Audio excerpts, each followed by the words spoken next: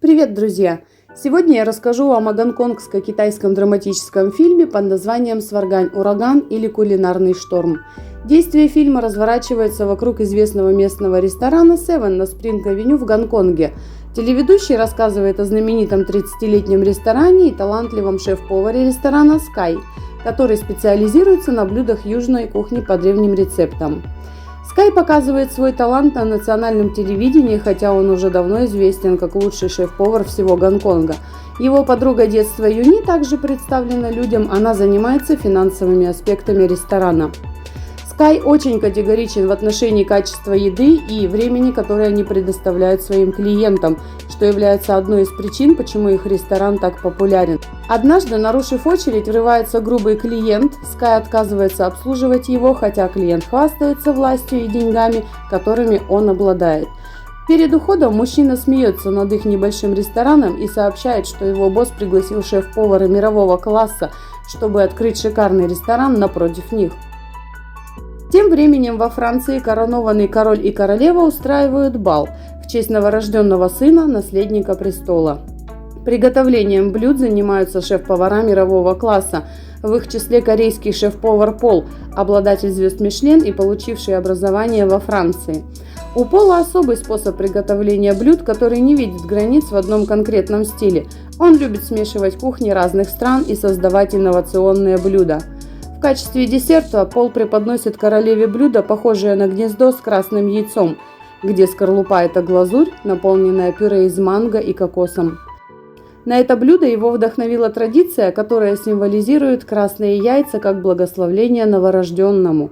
Вкусное блюдо и его смысл трогает королевскую семью в сердце, и они аплодируют Полу. После удачного бала Пол и его помощница Мои возвращаются в ресторан, где они работают. Владелец и коллеги приветствуют их и поздравляют с успехом. Владелец также сообщает, что они повысят Пола до шеф-повара всей франшизы их ресторанов, а для него это огромный шаг. Но, к всеобщему удивлению, Пол отклоняет предложение и говорит, что хочет вернуться в Азию, не преследуя больше цели высоких амбиций. Вернувшись на Спринг-авеню, один из постоянных клиентов Sky сообщает ему, что слухи про открытие нового ресторана – это правда. Эта новость расстраивает Sky, ведь это будет означать меньше клиентов и больше конкуренции. Когда Скаю было 10 лет, отец бил его и оскорблял за то, что у него нет таланта повара. Однажды он бросил Sky и предпочел кулинарную карьеру, чем быть хорошим отцом, под предлогом того, что Sky не может даже нарезать лук, не то что приготовить приличную тарелку лапши. С тех пор дядя Севен, хозяин и владелец их ресторана, заботился о нем и научил Скай всему, что нужно было знать о еде, в отличие от его отца. На следующее утро Пол прибывает в Гонконг и отправляется на рынок в поисках крупного окуня. У продавца есть только один такой, но он решает продать его Скай, зная, что он приготовит его лучше. Но Пол возражает, настаивая на том, что владелец магазина не должен быть предвзятым. Они вступают в небольшой спор прежде, чем продавец разрезает рыбу пополам. Через несколько недель состоится церемония открытия ресторана под названием Stellar, который находится прямо напротив ресторана дяди Севена, где шеф-повар – это Скай. Председатель и менеджер прибывают группой в качестве первых гостей в ресторан, где их приветствует Пол. Именно в это время люди из ресторана Seven начинают объявлять о разных предложениях и скидках, которые они предлагают на следующей неделе. Охранники Stellar пытаются их остановить, и возникает конфликт. Это привлекает внимание Пола и гостей, заставив их выйти, чтобы угомонить шумных соседей. В спорах Мой предлагают провести соревнования, кто лучше готовит. Скай и Пол принимают вызов, они решают устроить соревнования по разделке рыбы. Пол делает первый ход, ловко разделывает рыбу на филе, тщательно освободив от костей. Скоростью и мастерством восхищает публику. Скай берет и режет рыбу на ровные кусочки менее чем за минуту, а толпа хлопает в ладоши, и даже Пол впечатлен. Председатель групп объявляет результаты и утверждает, что истинные результаты будут объявлены только в международном конкурсе «Шеф-челлендж», в котором примут участие оба шеф-повара. Он также сказал, что планирует выкупить весь район Спринг-авеню, чтобы снести все здания и модернизировать их. И если Скай выиграет в конкурсе, то председатель готов отозвать свой план. А если выиграет Пол, он выполняет план будущего всего района. В его руках Скай чувствует давление, тем не менее он полон решимости сделать все возможное. В ближайшие дни количество посетителей ресторана Seven уменьшается. Юми беспокоится, что вскоре может выйти из бизнеса, но Скай уверяет ее, что это невозможно. Он дает ей пример улиток и полевых улиток, утверждая, что всегда будут люди, которым нравятся одни больше, чем другие. Им не нужно менять свою еду, чтобы быть лучше, чем ресторан Stellar. На следующий день Скай разочаровывается, когда идет на рынок и узнает, что звездный ресторан выкупил хорошую рыбу. По телевизору говорят, что вскоре Скай выйдет против Пола, чтобы попасть в полуфинал, но потом добавляют, что победителю предстоит сразиться с двукратным победителем конкурса Маунти Ко.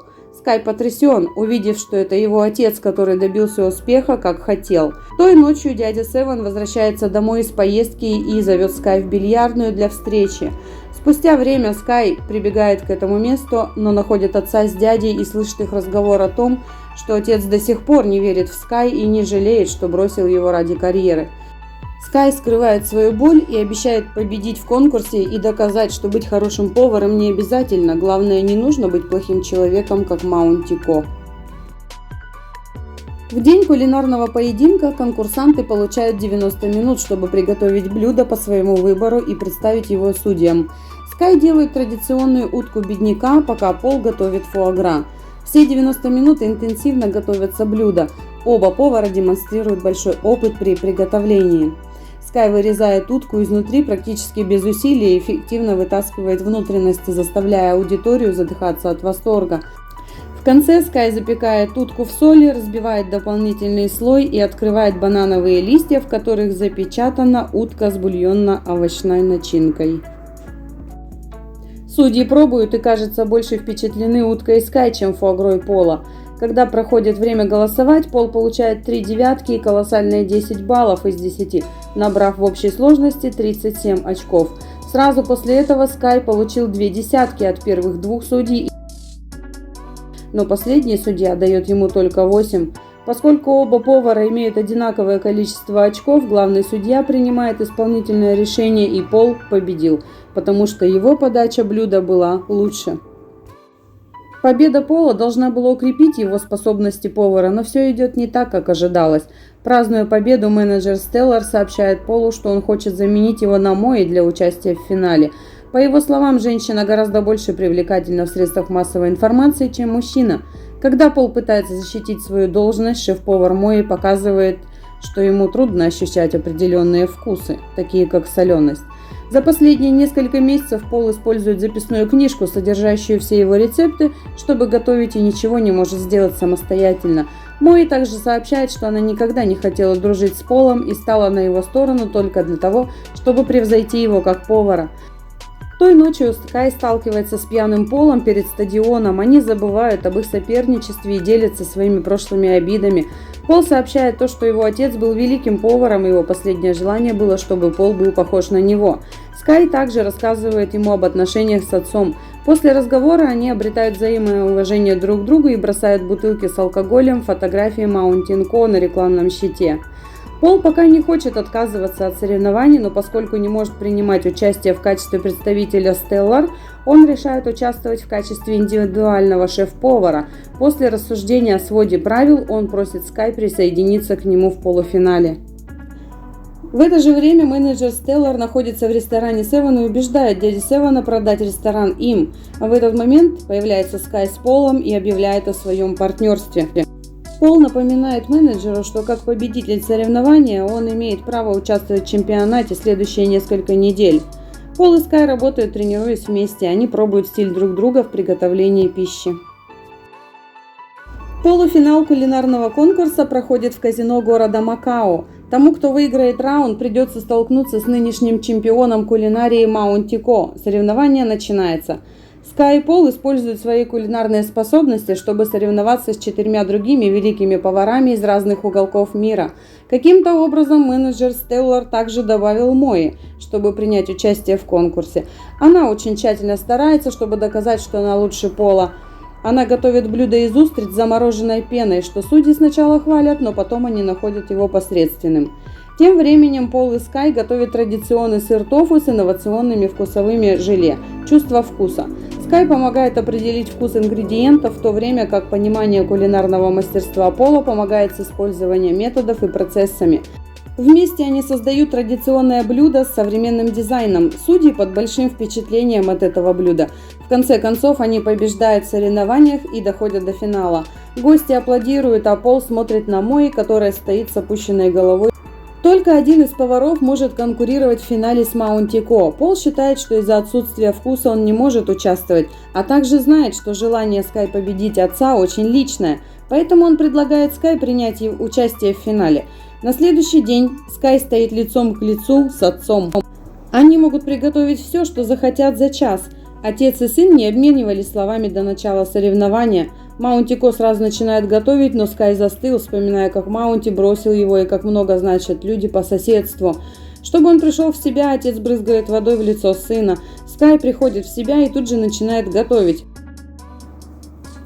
Маунти готовит очень красивую эстетическую сахарную композицию расплавленной лавы с цветком на вершине.